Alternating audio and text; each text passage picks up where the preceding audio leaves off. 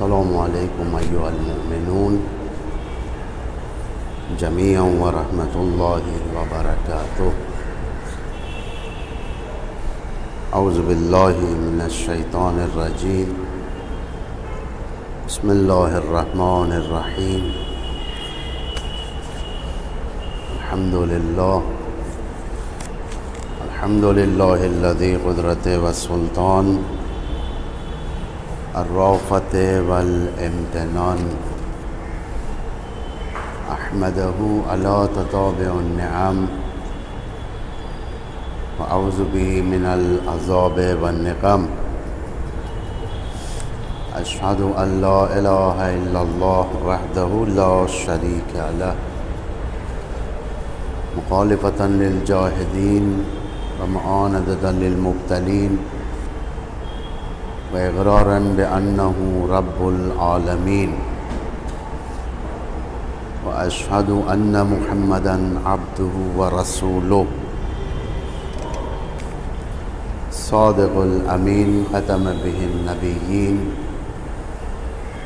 وأرسله رحمة للعالمین، صلی اللہ علیہ وآلہ اجمعین،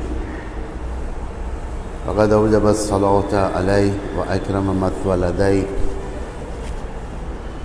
واجمل احسانہ الیہ، اوصیکم عباد اللہ ونفسی بتقوی اللہ۔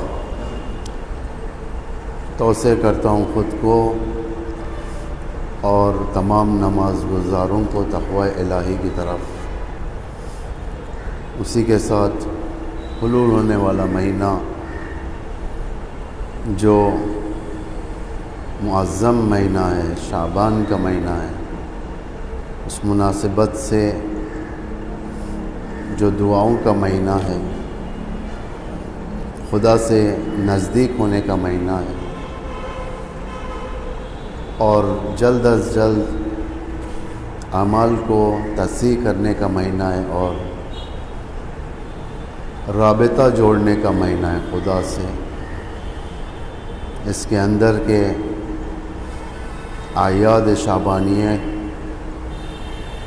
اور مناسبتوں کے بنا پر آپ سب حضرات کو تبریک، تہنیت، مبارکبادی پیش کرتا ہوں، کیونکہ یہ الہی فرصت ہے یہ انسان کے لیے کہ انسان اپنی اصلاح کے برنامے کو زیادہ اور تیز کر سکتا ہے۔ بہت سارے صاحبان عرفان معمولاً جو بندگی کا جو مہینہ کہتے ہیں، جس کے اندر سارے کے سارے اعمال بد کو ختم کر کر ایک نیا فائل بنانے کے لیے اور ایک نئی زندگی کے لیے جو آمادہ ہوتے ہیں، وہ یہی مہینہ ہے۔ جس طریقے سے ہر چیز کا ایک سال ہوتا ہے،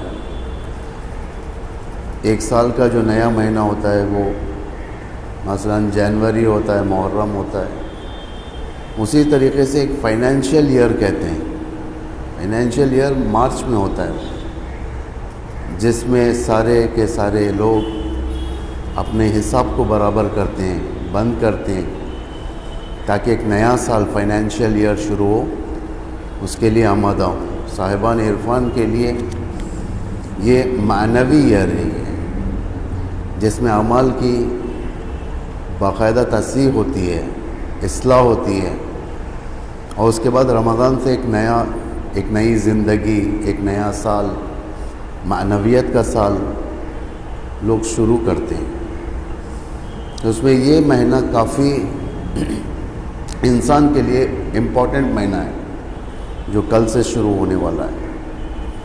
یہ معمولی مہینہ نہیں ہے، یہ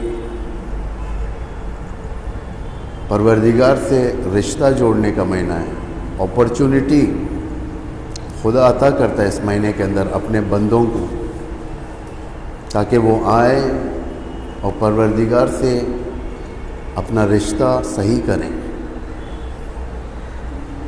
پروردگار سے دنیا و آخرت طلب کریں، وہ زندگی طلب کریں جو پروردگار دینا چاہتا ہے۔ تو یہ وہ مہینہ ہے، یہ مہینہ مناجات کا مہینہ ہے۔ مناجات یعنی وہ مناجاتیں جو ہماری زبان میں استعمال ہوتی ہیں، جو ہمارے پاس جو قصائد پڑھے جاتے ہیں، قصیدے پڑھے جاتے ہیں، اسے مناجات کہتے ہیں۔ یہ مداحی ہے، یہ قصیدہ خوانی ہے یہ، لیکن عربی میں مناجات وہ مناجات ہیں جن دعاؤں کو تمام ائمہ اہل البیت نے اپنے دور میں اہمیت دی ہے۔ اپنے دور میں امام علی سے ربط کتنی مناجاتیں، امام زین العابدین سے ربط مناجات ہیں، جو ہر دور میں اماموں نے جن دعاؤں کو اہمیت دی ہے اور لوگوں کے سامنے آواز کے ساتھ پڑھا کرتے تھے تاکہ لوگوں کو معرفت دلوائیں اللہ سے، اللہ کی معرفت ان کے دلوں میں ڈالیں، اسے کہتے ہیں مناجات۔ یہ مہینہ مناجات کا مہینہ یعنی خدا سے رشتہ جوڑنے کا مہینہ ہے، فرصت کا مہینہ ہے، یہ اپورچونٹی کا مہینہ ہے۔ ایام و ساعات، اس کی گھڑیاں کافی اہمیت رکھتی ہیں۔ جس طریقے سے ہر ایک کا ایک اوکیشن ہوتا ہے، جس کی مناسبت سے دعائیں ہوتی ہیں، جس مناسبت سے انسان اپنے آپ کو عمل خیر میں رکھتا ہے، جیسا عید مبعث، عید غدیر، عید الفطر، عید مباہلہ، اس کی ایک خاص نوعیت ہے، اس کی ایک خاص اہمیت ہے۔ اسی طریقے سے سارے کا سارا مہینہ اسی طریقے کا ہے۔ اس کے اندر قرآن کی تلاوت، اس کے اندر روزے رکھنا، نمازوں کی کثرت، روزے کم از کم 3 روزے اس مہینے کے اندر۔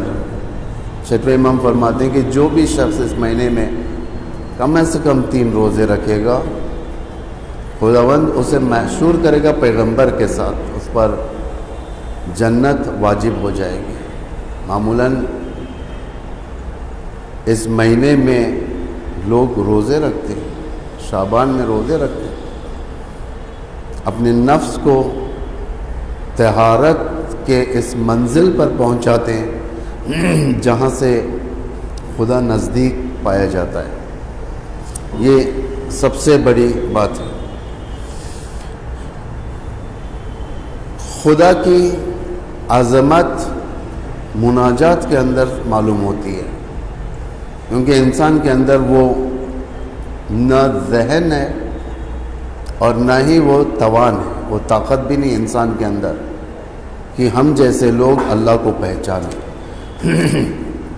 اتنا آسان نہیں ہے۔ درست ہے کہ بہت ساری چیزیں شناخت کی ہمارے سامنے ہوتی ہیں، لیکن وہ چیزیں ہونے کے باوجود ہم غافل رہتے ہیں، پروردگار کو نہیں پہچانتے، پروردگار کو کنسیڈر نہیں کرتے، خدا کو خدا نہیں سمجھتے۔ یہ دعائیں، یہ مناجات بتاتی ہیں کہ اللہ کیا ہے اور ہم کیا ہیں، اسی سے معلوم ہوتا ہے۔ آج جتنا بھی 0.9% جو خدا لوگوں کے ذہنوں میں ہے، وہ مناجات کی بنا پر ہے، دعاؤں کی بنا پر ہے۔ سلیقہ، دعاؤں کا سلیقہ جو رسول اللہ نے بتایا، امیر المومنین نے جو فرمایا ہے دعاؤں کے بارے میں، کتنا بھرا ہوا خزانہ ہے ہمارے ائمہ اہل البیت کے پاس۔ صحیفہ سجادیہ، نہج البلاغہ اور سارے دعاؤں کا مجموعہ جو ایک مفاتیح الجنان کے اندر پیش کیا گیا ہے، ایک خزانہ ہے۔ یہ شیعہ ٹریجر ہے، یہ خزانے، یہ تشیع ہے۔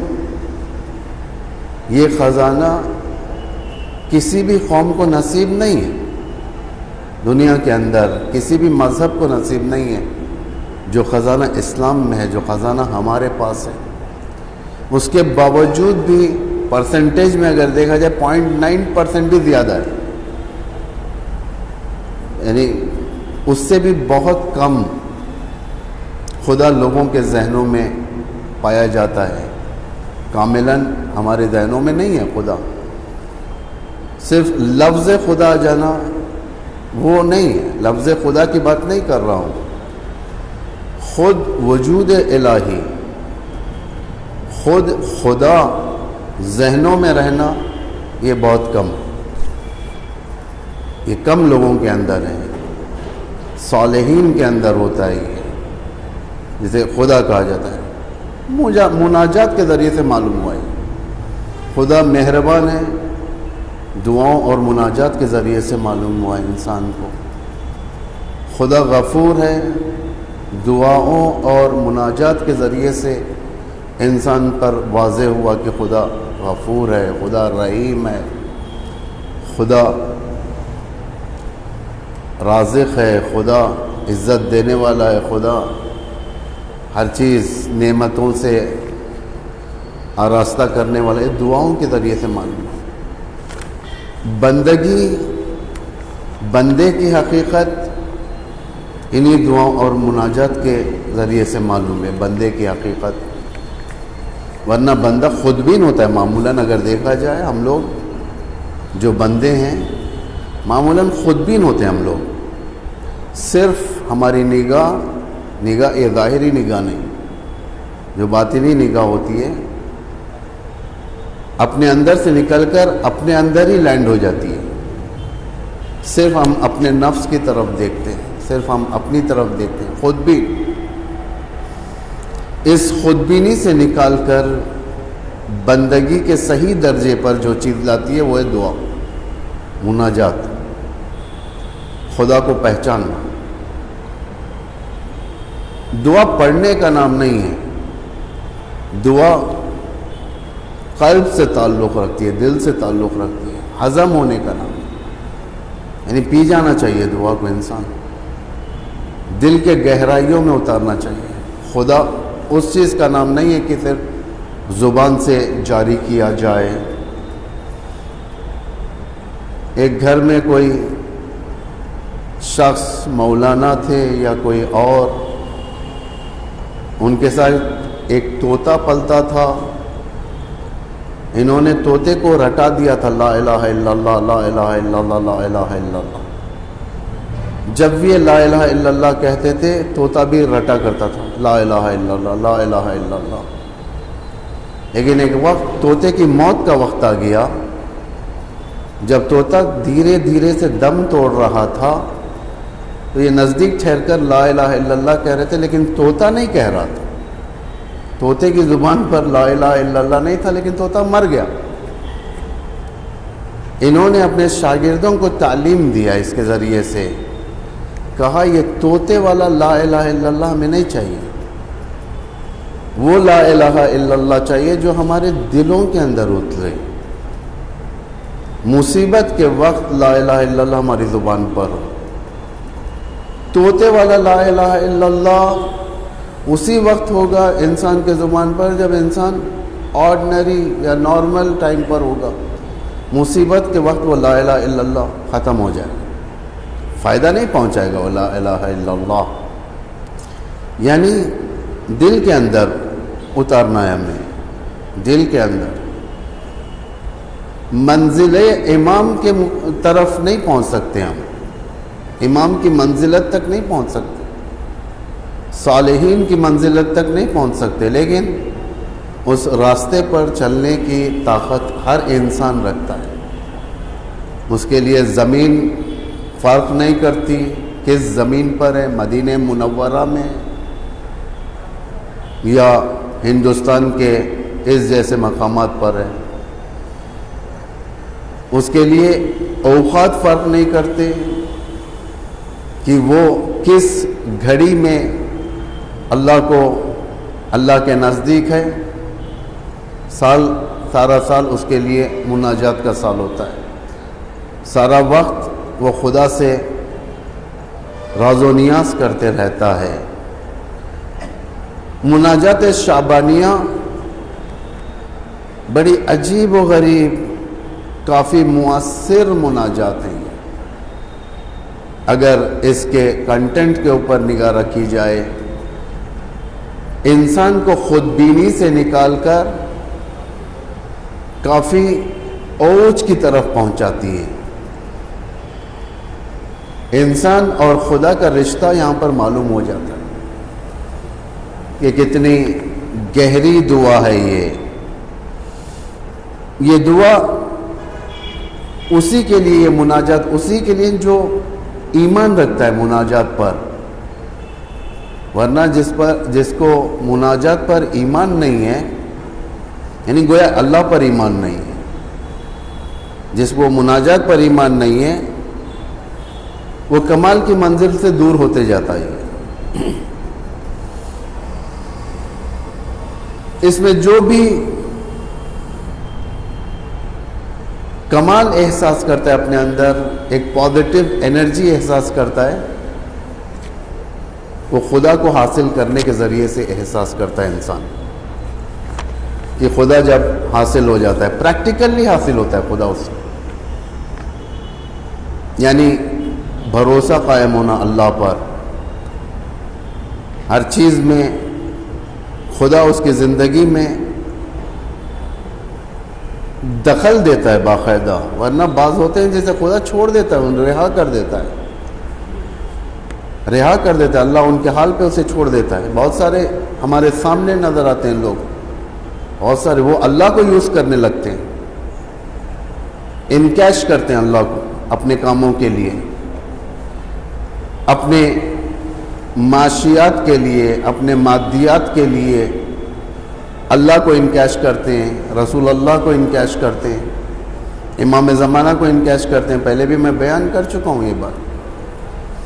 جس طریقے سے ہر انسان کے پرس کے اندر، ویلٹ کے اندر اے ٹی ایم یا یوں کہا جائے کہ ڈیبٹ کارڈ یا کریڈٹ کارڈ ہوتا ہے، اس طریقے سے اللہ ان کی زندگی میں ہوتا ہے. حتیٰ وہ جو تعویذ بھی پہنے گا وہ انکیش کرنے کے لیے پہنے گا، یعنی خدا کو اپنی سیکیورٹی کے لیے، انشورنس خدا اس کے لیے. دنیا حاصل کرنے کے لیے خدا و اہل البیت انکیش کرنے کے لیے، میری حاجت کو مجھ سے ملنا ہے اس لیے میں ان کو یوز کروں گا، اس طریقے سے. لیکن خدا سے صحیح رشتہ جوڑنا ہمیشہ اس بات کو یاد رکھتا ہے کہ وہ خدا قادر ہے، اصرار نہیں کرتا اپنی زندگی سے. وہ سورہ طلاق کی آیت ہے یہ، وَمَن يَتَوَكَّلْ عَلَى اللَّهِ فَهُوَ حَسْبُهُ إِنَّ اللَّهَ بَالِغُ أَمْرِهِ. جو اللہ پر توکل کرتا ہے، بھروسہ کرتا ہے، فَهُوَ حَسْبُهُ، وہ کافی ہے اس کے لیے. اسے مصیبت غمزدہ نہیں کرتی اور نعمت کا اضافہ ہونا اسے خوش نہیں کر دیتی. نیوٹرل رہتا ہے، وہ خدا کا بندہ ہوتا ہے، اثر نہیں کرتا. اسے معلوم ہوتا ہے ان اللہ بالغ امرہ، خدا کے ہاتھوں سے کام نہیں گیا، فوت نہیں ہوتا، کہ وہ جانتا ہے کہ پروردگار قادر مطلق ہے. مناجات پر ایمان کامل رکھنا یہ مومن کی علامتوں میں سے، علامت مطلب وہ علامت نہیں جو روایتوں میں، مناجات پر ایمان رکھنا، یقین رکھنا اللہ پر، اپنی دعاؤں پر، یہ مومن کے اوصاف میں سے ہے، ان کے علامتوں میں سے ہے، ان کی زندگی کا ایک جز ہے.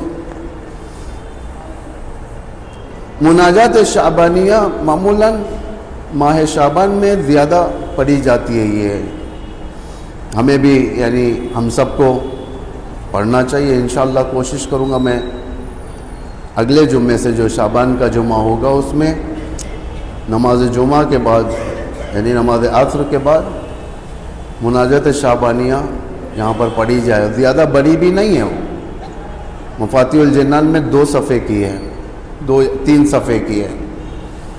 اس کے جملوں پر اگر غور کیا جائے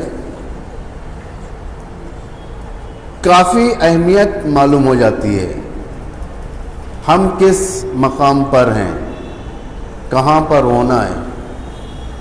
آج ہم دنیا کے گرد چکر کاٹتے ہیں بغیر اللہ کے, ہر چیز تلاش کرتے ہیں, لیکن جہاں پر پائی جاتی ہے اس جگہ پر ہم اپنے آپ کو نہیں پہنچاتے. یعنی خدا, رزق ہو, معاش ہو, عزت, سربلندی, یہ ساری کی ساری چیزیں خدا کی طرف سے ہیں, لیکن ہم خدا کو میوٹ رکھتے ہیں اپنی زندگی میں. معمولاً انسان کا نیچر ہے یہ, انسان چاہتا ہے کہ ہر چیز حاصل کرے, یہ حاصل کرے, وہ حاصل کرے اپنے حال پر. اسے کہتے ہیں خودبین, یعنی میں اپنے طریقے سے حاصل کروں گا, میری روزی اپنے طریقے سے حاصل کروں گا. بعض مناجات کے یہ بعض جملے میں آپ کے سامنے پیش کرنا یہاں پر ضروری سمجھتا ہوں کہ دیکھیں ہم کس طریقے سے اللہ سے مناجات کرتے ہیں. الہی ان حرمتنی فمن ذا الذی یرزقنی, پر اے میرے معبود اگر تو مجھے محروم کر دے گا تو مجھے رزق کون دے گا. یعنی ہم اس بات کو تسلیم کرتے ہیں کہ رزق من اللہ. رزق صرف روٹی یا چاول کا منہ کے راستے سے پیٹ میں جانے کا نام رزق نہیں ہے. رزق ایک گہرا مفہوم رکھتا ہے اس مقام پر, کیونکہ جتنی باتیں مناجات کے اندر آتی ہیں, دعاؤں کے اندر آتی ہیں, البتہ معفورہ ائمہ اہل البیت سے ہیں, یہ سارے گہرے مفاہیم رکھتے ہیں, وہی مفاہیم رکھتے ہیں جو قرآن کے اندر مفاہیم رکھتے ہیں. یہ دعا اتفاق سے مناجات ایک سر میں سے, سر الہی ہے, یہ سر الہی. بعض قرآن کے مفاہیم انسان نہیں سمجھ سکتا, سر الہی ہوتے ہیں, اس طریقے سے مناجات ہیں. ایک طریقہ, ایک ڈائریکشن اماموں نے دیا کہ اس سر کو اس راستے سے پہنچا جائے. اس میں سے انسان اس کے ذریعے سے معراج حاصل کرتا ہے, اس کے ذریعے سے رضا الہی حاصل کرتا ہے, اس کے ذریعے سے پروردگار کی نگاہ, پروردگار کا رحمت کی طرف جلب کرتا ہے اپنے آپ کو. اے معبود اگر تو مجھے محروم کر دے گا تو کون مجھے رزق دے گا. یعنی ہم اس بات کو تسلیم کرتے ہیں کہ ساری چیزیں اسی رب کی طرف سے, اسی اللہ کی طرف سے. وَإِن خَذَّلْتَنِي فَمَنْ ذَا الَّذِي يَنْصُرُنِي, اے میرے معبود اگر تو مجھے رسوا کر دے گا, اے میرے معبود اگر تو مجھے ذلیل کر دے گا تو میری مدد کون کرے گا. ایک عظیم, ایک گہرا مطلب امام امیر المومنین نے یہاں پر اپنے بندوں کے حوالے کیا کہ بندہ اتنا سسٹمیٹک کھلاڑی ہے, اتنا سسٹمیٹک کھیلتا ہے کہ ہر چیز کو کور کرنا چاہتا ہے, غربت کو کور کرنا چاہتا ہے, ذلت کو کور کرنا چاہتا ہے, رزق کا مالک بننا چاہتا ہے, عزیز بننا چاہتا ہے لوگوں کے درمیان, عزت دار بننا چاہتا ہے. اس زبان سے اس بات کو اقرار کرتا ہے کہ پروردگار اگر تو مجھے ذلیل کر دے گا تو میری مدد کون کرے گا. کیونکہ خدا کا کام ہے ستر کرنا, لوگوں کے عیوب کو چھپا دینا. بندوں کے ساتھ یہی معاملہ رکھتا ہے اللہ, بندوں کے ساتھ یہی معاملہ رکھتا ہے. حتیٰ وہ لوگ جو اللہ کو نہیں پہچانتے ان کے ساتھ بھی یہی معاملہ رکھتا ہے. جیسا رجب کی دعاؤں میں ہم پڑھتے ہوئے چلے آج آخری دن, جس میں ارشاد ہو رہا ہے امام معصوم کی طرف سے کہ پروردگارا اس کو بھی عطا کرتا ہے جو تجھ سے سوال کرتا ہے, اسے بھی عطا کرتا ہے جو تجھ سے سوال نہیں کرتا. وَمَن لَمْ يَسْأَلُهُ وَمَن لَمْ يَعْرِفْ, جو تجھ سے سوال نہیں کرتا، جو تجھے پہچانتا تک نہیں، اسے بھی عطا کرتا ہے اللہ. یعنی یہ گہرا پن ہے یہ. فَفَعَلْتَ مَا أَنْتَ أَهْلُهُ، پس تو وہی کیا کر، پس تو نے وہی کیا جو تیرے شان کے لائق ہے. اس کی شان ہے گناہوں کو چھپانا، ہمارے ہمیں رزق دینا اس کی شان ہے. وہ اپنی شان کے خلاف عمل نہیں کرتا، وہ رزق دیتا ہے. کسی نبی کا واقعہ، غالباً حضرت موسیٰ کا واقعہ ہے، پروردگار فرعون کے بارے میں، پروردگار یہ تیرا بندے عاصی ہے، تیرے ربوبیت کے مقابل میں اس نے اپنا پرچم لہرایا ہے اور تو اس کی شان میں اضافہ کرتا ہے، اس کے رزق میں اضافہ کرتا ہے. خدا نے جواب دیا کہ اے میرے بندے، اس نے اپنی ربوبیت کو بھلا دیا، عبودیت کو بھلا دیا ہے، بندگی کو بھلا دیا ہے. میں تو اپنے ربوبیت کو نہیں بھلا سکتا کہ وہ اپنے فرائض کو بھلا چکا ہے، میں تو نہیں بھلا سکتا. جیسا کہ دعائے کمیل میں بھی پڑھتے ہیں، وَافْعَلْ بِمَا أَنْتَ أَهْلُهُ، اسی طریقے سے میرے پیش آ جیسا میں اہل ہوں اس کا.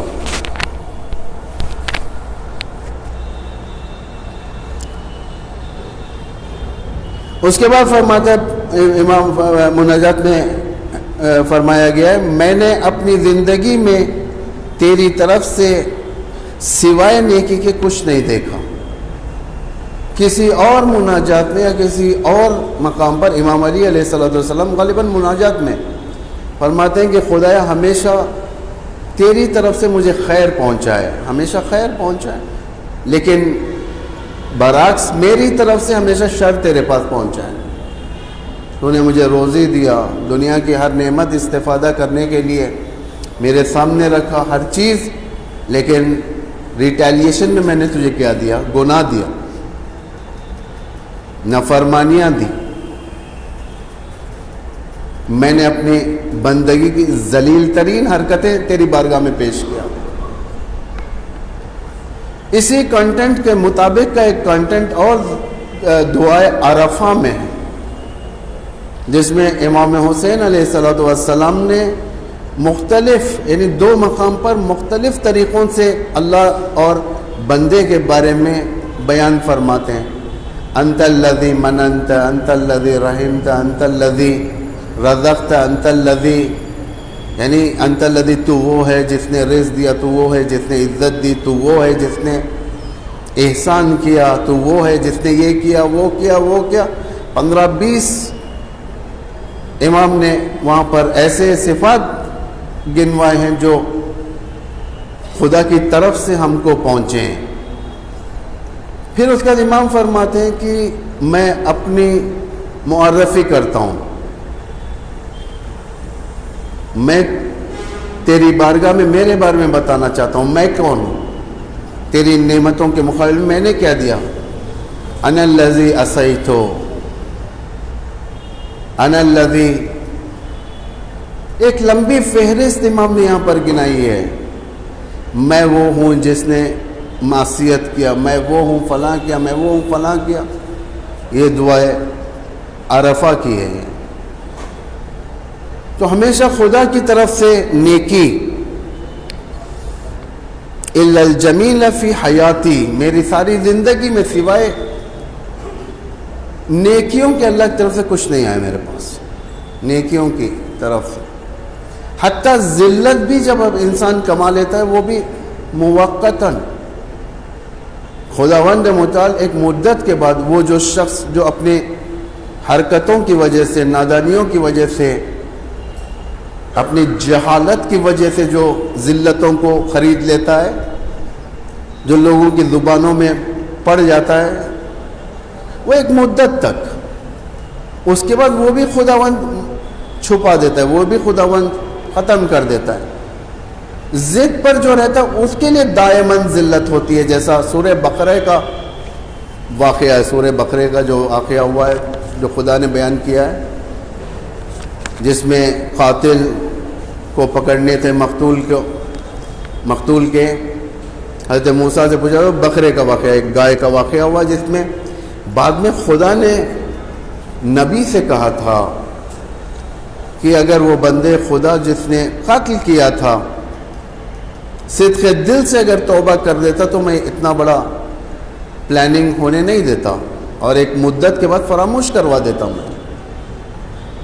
ذلت بھی انسان کی ایک مدت تک، دائماً ذلت جو انسان اپنے ہاتھوں پہ لکھ لیتا ہے وہ اپنی وجہ سے، فسق و فجور کی بنا پر، ورنہ خدا ہمیشہ خیر بھیجتا ہے بندے کی طرف. الہی قد سترت علی ذنوبا فی الدنیا وانا احوج الی سترها علی منک فی الاخرى وانا احوج الی سترها علی منک فی الاخرى. خدایا میرے معبود، تو نے دنیا میں میرے گناہوں کی پردہ پوشی کی، لیکن یہی پردہ پوشی آخرت میں میں زیادہ حقدار ہوں. ہمارے گناہ جو معاف ہو جاتے ہیں، آخرت کی رسوائی، آخرت کی ذلت دنیا سے بدتر. یعنی ایک بندہ عاجز جو آخرت کو جاننا چاہتا ہے وہ پروردگار کے حوالے کر دیتا ہے اپنی آخرت کو، کہتا ہے کہ خدایا جو ذلت دنیا کے انسان کتنا ذلیل ہو جاتا ہے. اگر ایک انسان ذلیل ہو جائے اجتماعی جگہوں پر جانا چھوڑ دیتا ہے. اجتماعی جگہ تو دور کی بات، اپنے بیوی بچوں سے صورت دکھانا جسے کہا جاتا ہے، نگاہ ملانا دشوار ہو جاتا ہے. ایک انسان اگر ذلیل ہو جائے دشوار ہو جاتا ہے، کیونکہ جب بھی اس کی صورت سامنے آئے گی، بیوی بچوں کے سامنے وہ حرکت سامنے آئے گی جس کی بنا پر یہ ذلیل ہوا. امام فرماتے ہیں مجاہد میں، میرے معبود تو نے دنیا میں میرے گناہوں کی پردہ پوشی کی. کس لیے پردہ پوشی کی؟ تاکہ میں دوسروں کے سامنے ذلیل نہ ہوں. ویسے ہی معاملہ کیا جیسا میں چاہ رہا تھا کہ تو ہمیشہ مہربانی سے میرے ساتھ برتاؤ کر. خدایا اس ایکٹ کا میں آخرت میں زیادہ مستحق. آخرت میں یہ چند فرائض جو میں نے، یہ چند دعائی جملات جو میں نے آپ کے سامنے پیش کیا، یہ اور بھی ہیں، بہت سارے خدا کے بارے میں بیان کیا. امام نے اس کے اندر امیدوں کو بتایا، کس طریقے سے اللہ سے امید رکھی جاتی ہے. اسے آپ لوگ مناجات شعبانیہ شعبان میں کم از کم ایک مرتبہ ضرور پڑھیں، کم از کم، اور جتنا ہو سکے زیادہ پڑھیں. اگر ایک ساتھ نہیں ہوتا ہے آپ سے کوئی بات نہیں، اس کو ڈیوائیڈ کر دیں. روزانہ 2 لائن، روزانہ 3 لائن ترجمہ دیکھیں اس کا. انتخاب کریں اپنی زندگی کو، اپنی زندگی کو راستہ تعین کریں، کیونکہ ہم سب اللہ کی طرف سے اور اسی کی طرف ہماری بازگشت ہے، اسی کی طرف ہمیں لوٹنا ہے. یہ 4 دن کی زندگی میں انسان اپنی عزت بھی لکھتا ہے، اپنی ذلت بھی لکھ لیتا ہے. بے چین ہو کر لوگوں کی خدمت کرتا ہے، لوگوں کے لیے، اللہ کے لیے نہیں کرتا. ڈیسپریٹ ہو جاتا ہے انسان،